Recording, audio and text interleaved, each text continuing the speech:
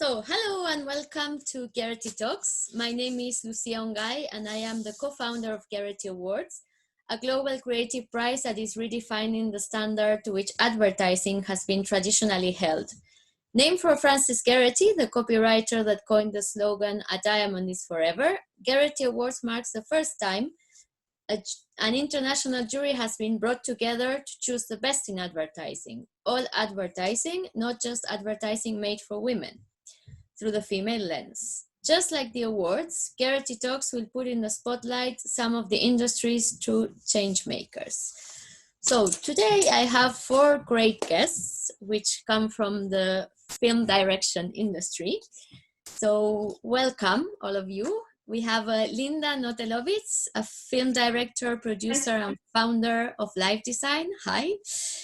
She has 25 years of experience creating film content and communication, and she describes her filmmaking style as cinematic authenticity, allowing the story itself to take lead when it comes to designing the look and mood of a piece. Christina Castillo, film director of Confeitaria Films in Brazil, a production company that leads Mulheres do Audiovisual, with 25 years of experience in the art and film industry, and she was also executive at Rede Globo as head of art. Hi, Kelly. Hi, Lucia. Carina Wachsmann, creative and art director, photographer, and film director from Germany, with 15 years of international experience in branding, identity, design, film, and advertising for brands like Nissan, Toyota, Renault, and Yves Rocher, among others. And finally, Michelle Cassis, a Chilean film director, graduated from the New York Film Academy. She has directed commercials for worldwide brands like Pepsi and Cornetto, winning awards. And today she works shooting commercials, films, narratives, music video, and personal projects. Okay, so let's go with the first question.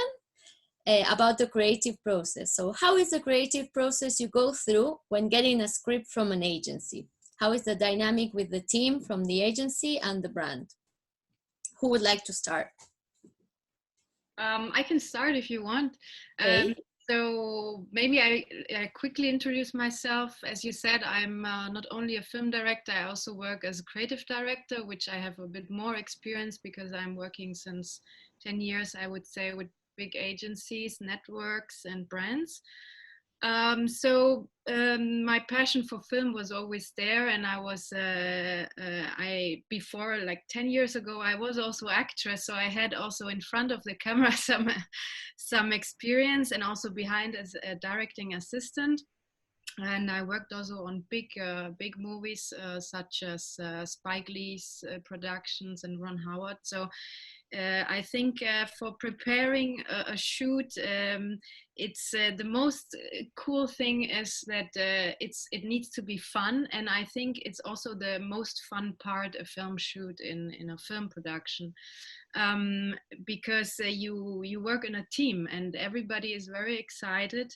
And you as a filmmaker, I think you have to make sure that this energy stays on set throughout the shoot.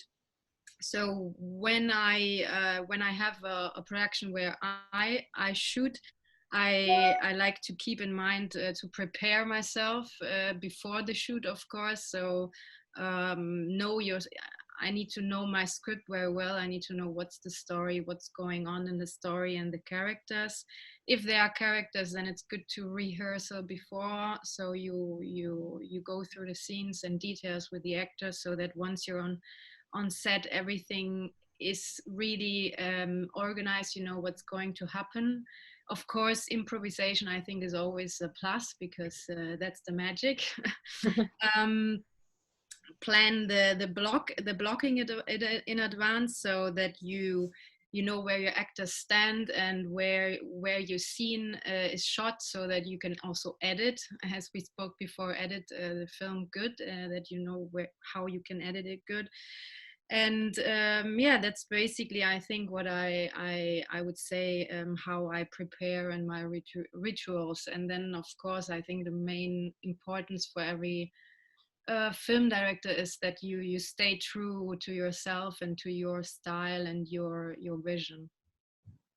Well, whenever I get a script from an agency, the first thing I do, and I would encourage all other directors to do it, is ask talk to the creatives and ask them like, what was the process to get to the script? Because sometimes you get it and you're like, oh, you start thinking of ideas and how are you going to shoot it, and the actors and the casting and how's the music, but you forget that for the script to be in your hands, there has been like a huge process behind. And sometimes it's good to get into conversations with the creatives and be like, hey, how did you guys get here? Like, what was the client's brief? What was their problem? Like, what are they trying to fix? What are they trying to communicate? Because all the information, at least for me, that's the way I do it. It helps me look at the project with kind of like the same eyes and with the same to put the purpose that the client's putting on the script. Sometimes it's like you get a script and they have been writing it back and forth with the client for months. And you come in and you're like, okay, I'm gonna do this, maybe we can take this scene out, or like whatever. And sometimes the agency and the clients are like, whoa, this girl just came in the project like 3 months later and trying to change everything. And so my way to do it is first ask and be like trying to understand where the script is coming from, I guess, and then move forward. Yeah, for me, I think it's very much also about taking responsibility for the communication. So therefore, as you say, really aligning with what the brand needs to say, what they're trying to achieve. And I think very importantly, it's who you're speaking with. And I think to have the ability to almost place yourself in the seat of the spectator and who is receiving this communication, and understanding clearly what kind of next right action you need them to take, or what you need them to feel, or how you need them to feel. For me, that's very important. And even sometimes, a script is written, or an agency or a client believe in, in communicating in a way, but I think Victor, but as a sort of intuitive being, which one generally is if you co-creating, it's very important to feel what the audience is going to receive and adjust it for that and understand that clearly. Okay. Kelly? Yeah. So for me, it's I'm here to transform, to change the way the environment. Well, you told for everybody I'm 25 years working for the industry, and was really difficult to find the other person like me in the all producers and all companies. And when I resolved it, when I noticed, I realized that I was the unique Black woman working in like a art director before as a production designer for the industry. I must do something. I must change something. And in 2013, I changed it. I turned the key and I started to think of, okay, I can do my best as a director, because I had in my head, in my jobs, all conceptions and different ways to do a film, because I was a production designer and I was studying much more all the time, doing different kind of jobs.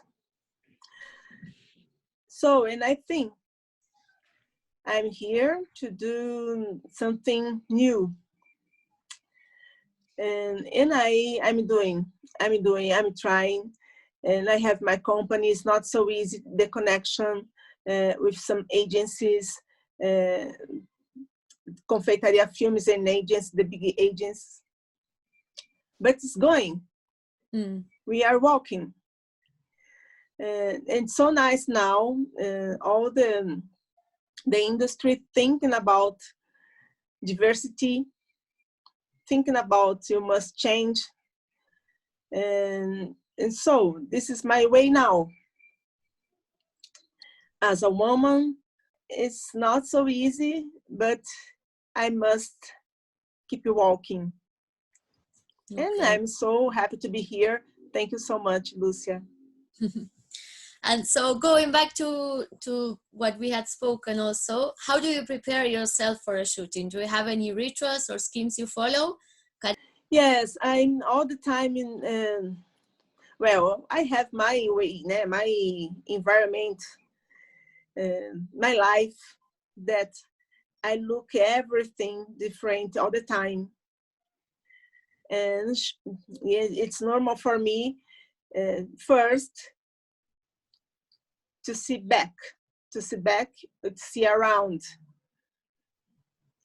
And when I am looking for different things or researching something for a film,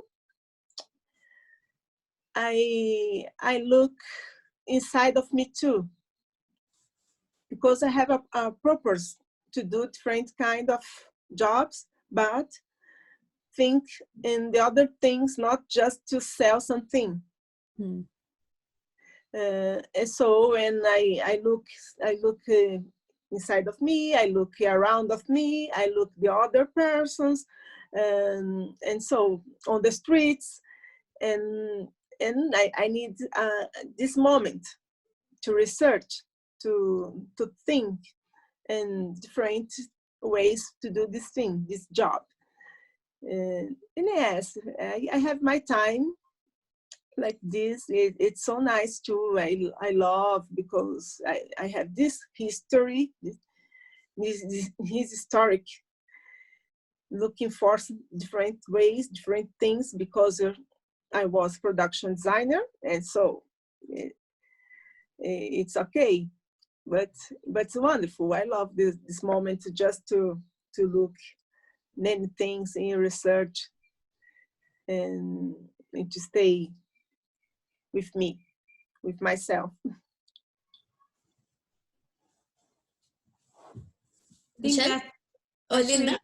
I just wanted to say, I think that's so important, and I love, and I think I'm aligned with you in the same way about, you know, one of the questions is about something, what would you apply now, or if you knew something now that you know, if you knew it at the beginning of your career that you know now. But for me, it's a development and it's a journey, and I started directing late, even though I was pseudo directing as a producer, creative producer with other directors. But I'm very happy about waiting and learning and finding the kind of potential within myself, because it is purposeful directing, because it's very very important. The material you put out in the world is a responsibility that is attached to that.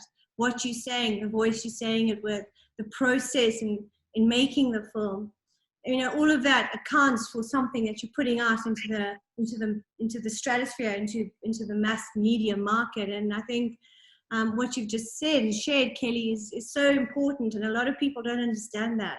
You know, they think it's great to be a director or great to be in film or whatever, but there's a great purpose behind it, and I value that enormously.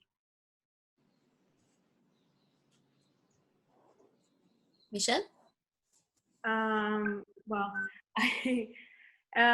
when preparing for a shoot, especially when I'm filming for a client, it can get really stressful, especially like the day before.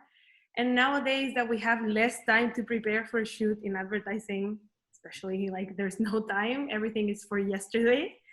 it can get even more stressful because things are still happening. Like you don't have everything set the day before. I've been in shoots where the casting hasn't been approved and we are shooting tomorrow, or the Oh, wow. yeah, no, it's crazy. In advertising, it can get crazy.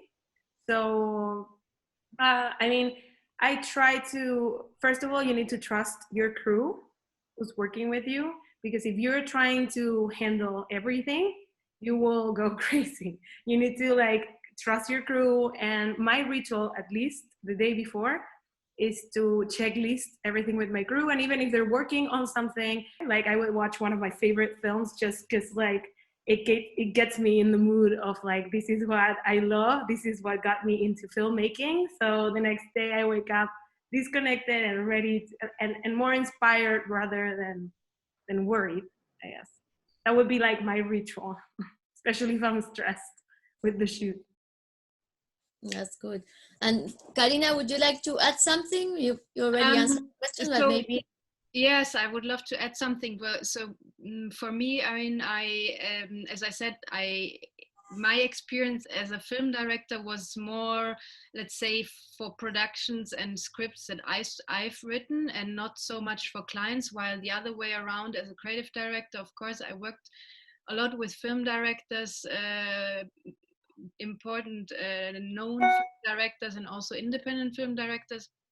And for both sides, I think what is, if we're talking about working for a client, where things have to go very smooth, very fast, and it can happen a lot of times that there can, with a small thing that someone misses out or doesn't prepare enough, then there's gonna be a big mess and everybody has to work more or late. So I think it's really important to prepare on both sides, so that as a film director you really know what is going to happen, what wants the client, what wants the creative team out of it, and that you are all on the same page. I think that's really, really important for how I prepare myself, either as a creative director or in film as a film director.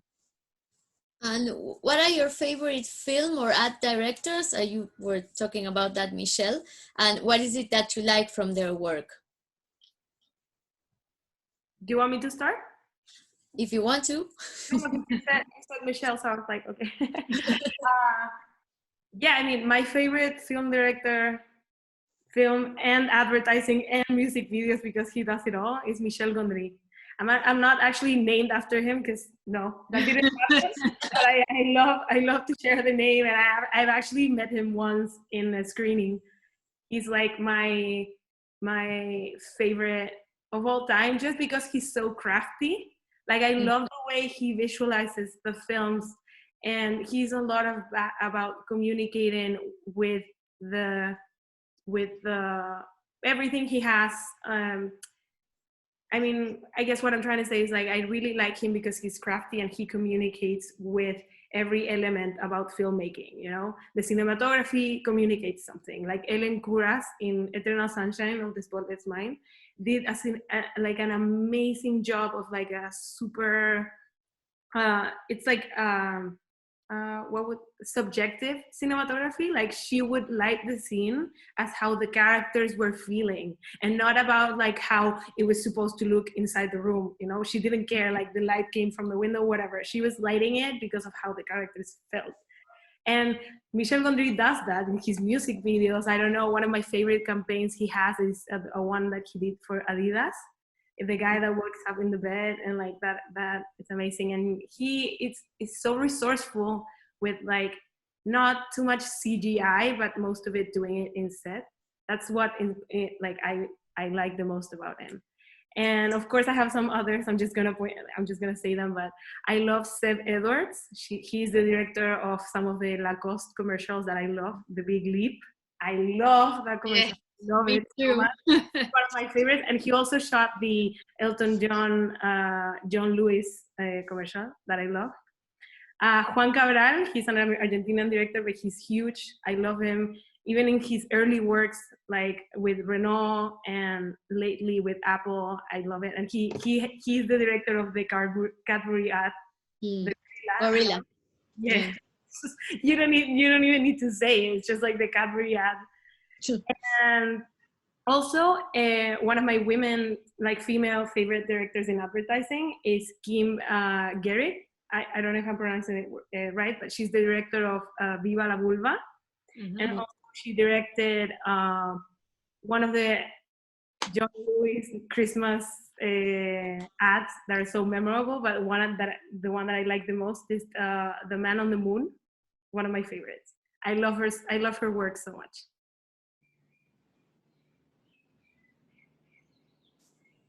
And that's it. I could continue.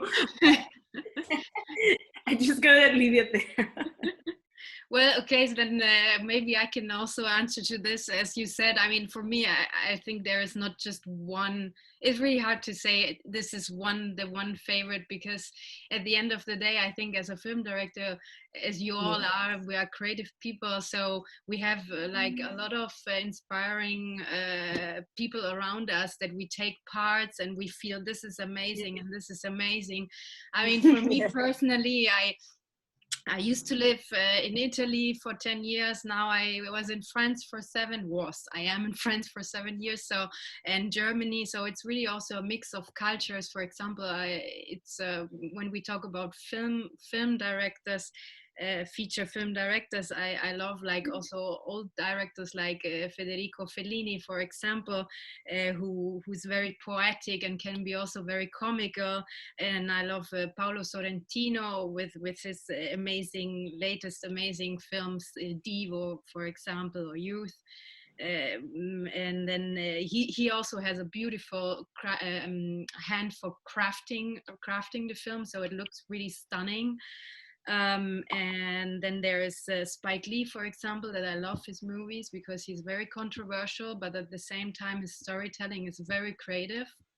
And as I said before, I used to work with him once on a film set as a directing assistant, one of many, of course, but it was amazing just to see him how he actually like develops a film on set. So it was really cool. And then as far as ad directors goes, for commercials, there is one that I really like, which is Spike Jonze. I think he's also super creative. He has always this thing of pushing the envelope. He always does something like stunning new that you say, oh my God, I haven't seen that before. For example, with Kenzo was like this, which I really like.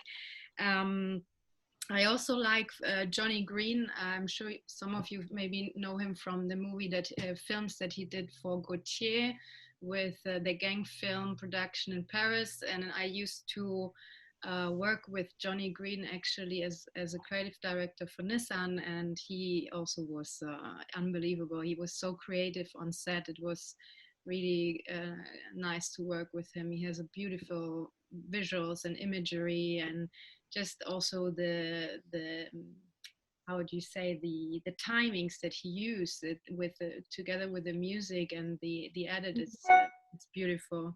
And then there's one that I also wanted to mention, which is Hannah Maria Heydrich, who is also part of the Gerety. Yeah, she was in the jury. 20, exactly. And when I used to do a lot of research for film directors in agencies, I always tried to push female film directors, but it was actually really hard because, let's say, it's still a boys' club. So I got to know her work, and I think she's really good, and I would love to work with her. I hope she sees this today. Because I really would love to work with her. I think her first debut film, which was right when she was still in film school, which was We Miss You, was just you were there and like, what? This is someone who just got out of film school. Wow, that's amazing. I would love to do that too, actually. So yeah, that's a few directors that just a few of the many that I love. That inspired me in my career and inspired me with my own work, and yeah. pretty good ones. You Yeah. like the spikes. Yes, I love the spikes. They're very good ones. Well, I have here two names that I love so much. One is Ava DuVernay, who inspired me a lot for your attention in all these questions about races in my history or history of the American Black people. And she is incredible too, with lots of things in different kind of jobs in the advertising too. And Alma Harel, Alma, for me, it's wonderful. She's so innovative. I don't know if there is this word in English, but I Sorry, like so who much. was the last one that you were saying? The name? The last one, Alma Harel. Oh, right. Okay, from Free the Bit. Yes, Yeah, I love her. I met her in Cannes last year. She's yeah, amazing. she's Yeah. amazing. Yeah. And so for me, she inspired me a lot too. Yeah. And so I talked with her a month ago. No, not almost a month ago, in a talk too. And it was wonderful in her job. It's fantastic too. So yeah, sure. I had millions of other directors too to love and to talk and to that inspired me so much. But I believe in this woman now, in Ava, in Alma, to help us, to pushing us to do the best. Linda? To do my best now. Yeah, for me, it's a constant process of discovery. I mean, I think there's so many, and there's also still, photographers that are absolutely key and somehow have a storytelling ability in just a single frame, which is very inspiring. I mean, there's two films that one's an old one, one's a new one that I watched recently, and one's Portrait of a Lady on Fire. The unbelievable subtlety and restraint in the visual narrative and the performances and how she's told that story, which I find very different to her other work. I love that. It just creates this sort of space. It created a space for an audience, or for me to actually just sit in the room or on the beach with the ladies, with the woman in the film. And I love that because of the restraint. It really just created space. And then on the opposite side is Guillermo del Toro, who's he's The Shape of Water, because I know it was a big hit and I never really watched it then, and I watched it again recently during COVID now, and I mean he really, really pushes how enlivening one's imagination can be. And again, like you were saying earlier, Michelle, he's the ability to sort of tell the story and through almost the way Eliza, or the character in the film, sees the world, and also the way his cinematography and composition worked, where you just sometimes felt a presence of someone in the story and they weren't actually obviously there. And that deep connection, I mean, I don't know, I found it extremely sad, and it's just very passionate filmmaking and interesting for me. So, yeah, I think it's the mood you're in, and I mean, there's just zillions of incredibly talented people, and it's so inspiring and enlivening, and as you say too, Kelly, this whole Free the Bid, and I've been around for ages in the film business, and just getting a job for a woman, as you were saying before, was extremely difficult. And yeah, so now all diversity is being embraced, and that's brilliant. And so it's giving more voice to everything, which is great. And before, I don't know if when you said now, Michelle, when you were talking about now, you mentioned it was because of the pandemic. So how was your work affected by the pandemic, and what did you find most challenging? So I guess I mean, my story is crazy because I was in talks with Primo Content, the production company that I'm in right now, since last year, since like September, and then we sent my papers to immigration and everything to make the thing happen. And in January, I got the yes from the immigration and the Spanish government. In February, I printed the visa in my passport, and then 2 weeks later, we were in full lockdown and the borders were closed. So I was like, this has to be a joke. And then, I mean, long story short, it's like I spent 4 months of uncertainty. Like no one even here knew what was gonna happen. And I kind of like thought, okay, well, maybe it's not gonna be this year, you know, and this is a tough year. And then 4 years into lockdown, I haven't left the house, and Spanish borders open. And they opened the last week of June, and my visa expired July the 2nd. And I was like, I mean, some people could see this as like, oh my God, I'm screwed, like whatever, it's just 1 week, I'm never gonna make it. But I saw it as like a miracle. I was like, oh my God, I couldn't believe it. And so yeah, I mean, I grabbed my things, I packed everything, and after spending 4 months home, like actually not leaving even for the supermarket, I jumped on a plane and I got here. I mean, I came in July the 2nd.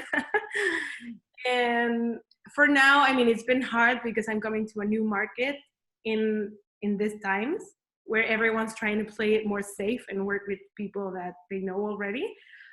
But still, I mean, I'm getting to like be close to so many great directors that Primo has, and I've been trying to work with them alongside and trying to learn from them. And I'm just so grateful. I mean, at least that's my take on the COVID year and how it has affected me, which has not. And what about the others? How has it affected your work?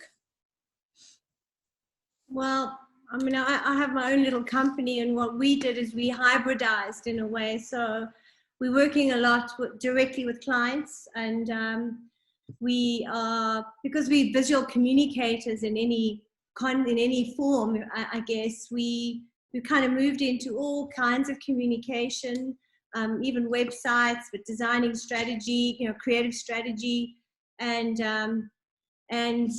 shooting stuff, and then obviously creating with what exists already, but finding ways to tell the stories or communicate their ideas creatively, you know, where other maybe more, you know, different kinds of companies would have handled that stuff. It's now through a different, you know, our brain, which is, sort of works differently, I guess. So the output is different. I mean, even the other day I did a health and safety internal video, but it sounds terrifying and terrible. But what I did is I composed a song, and we had rap verses, and we had 6 different languages, and we worked with this amazing bunch of kids, and then we got all the workers involved from the factories or the plants around the world, and they filmed one another. So, you know, it's actually a much bigger opportunity now, even, you know, because of COVID, I guess. So yeah, so we've just been doing all kinds of different projects, whatever's been available and possible, and people just keep reaching out. Okay. Good. So how did the pandemic affected my work? Well, first of all, I think it affected my life so much this year. I mean, besides the work, because I moved very quickly away from Paris because I saw what was going on in Italy with my friends, and they all were telling me, look, there's coming something really bad, just try to get out of the city. So I went back to Germany for a while. But I continued as I'm working freelance as a creative director and art director freelance since 3-4 years now. I continued to work for a couple of agencies in Paris and also in Cologne. So that was as if nothing actually changed. It was just that I was not going out anymore to do aperitivo in the meantime. But for the rest, I think it was it was a bit more difficult for sure, because if you work on independently on your own, you always have to do networking, you have to meet people, you have to contact people, and it's just different than if you have a full-time job, for sure. So I think it was much slower this year, but on the other hand, for me, I had the chance to be part with a few short films that I shot to be screened at a small film festival in Germany, and from there they asked me to be part also of this small film festival, which is only awarding female film directors. So I'm going to help them to be a bit more international and get more international work in, get more international work in and people in. So there were some new opportunities that I didn't expect, which were, I think, quite interesting and cool. But I can't wait that this situation is over.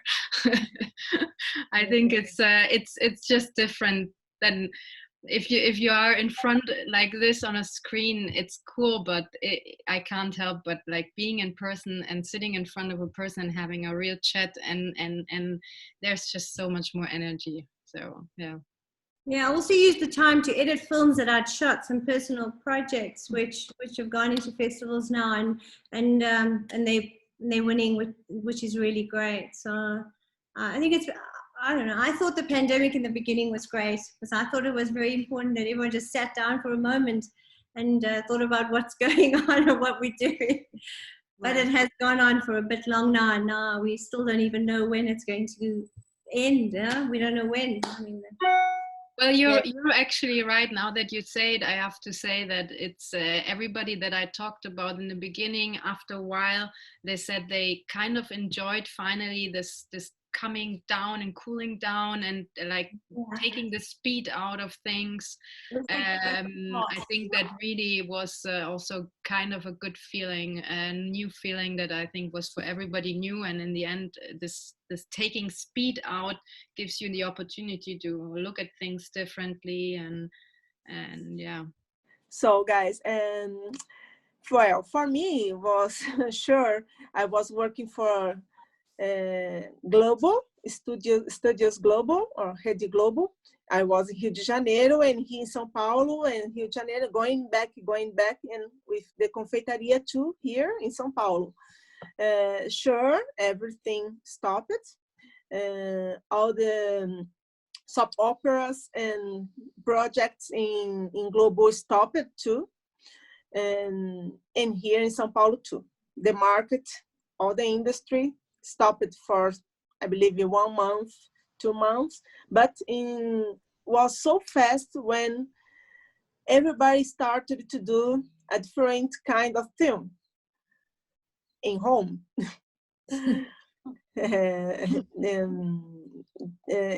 Remote film. I'm here. How you are doing now? Talking, using the Zoom, and so was really difficult for us, but was a different kind of job. To the industry down, collapsed, all without jobs for everybody. So, well, it was interesting. I did some jobs. I lost some things, but I believe it. I learned a lot too. So when I am here, sure, when I'm going to the film, we have a protocol, and we must do an exam in that day, a horrible exam, a test with that they give one,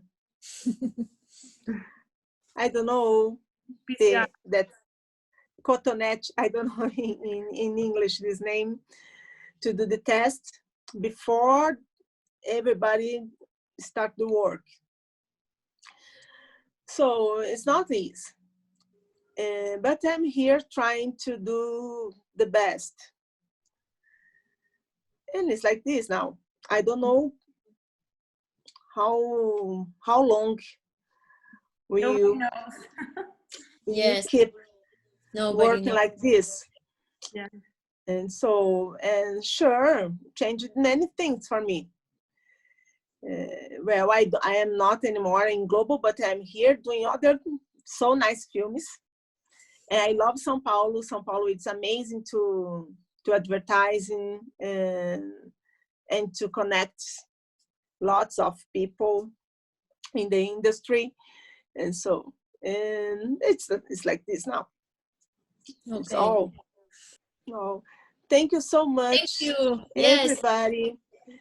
lovely I seeing you hope again. I wish all the best for everybody, and you pass this time with a good mind, a good mindset to keep you walking. Thank Thank you. you. Bye bye. Thank Bye. you.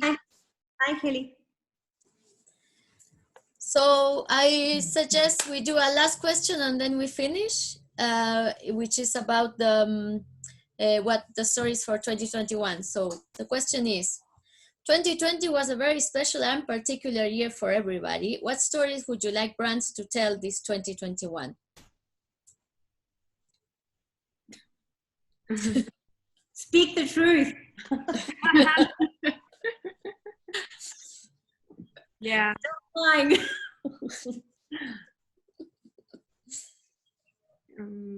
I mean, I could start. It's you said optimistic question, but when Yes, but there's so much uncertainty that it's like. But in terms of like what the brands are communicating and what they will be communicating, I think.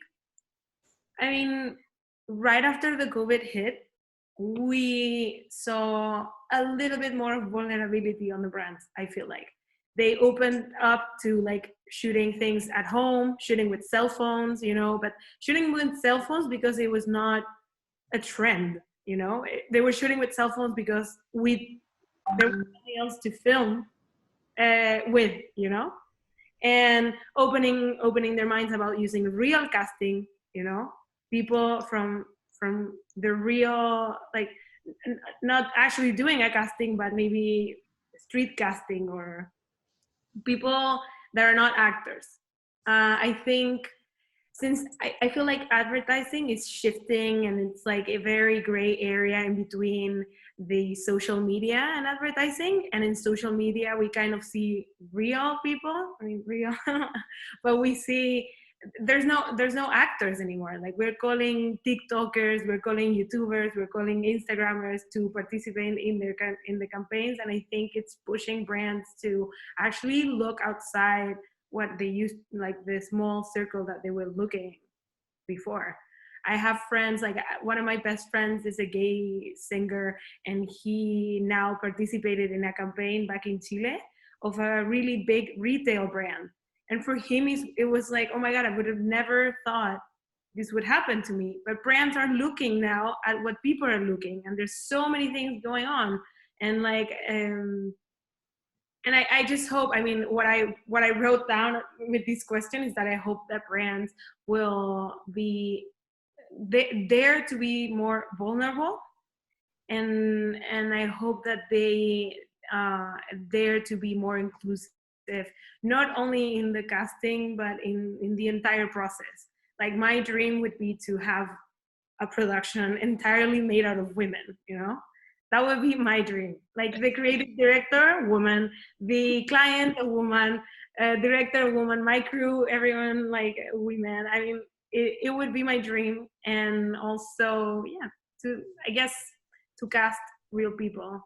Yeah, I think that what you said is really true, because a lot about uncertainty and about unknown and disruption as well, because I mean it's something for first time for globally everybody's facing this kind of new life and this kind of transformation that the pandemic did with all of our lives, even in the smallest.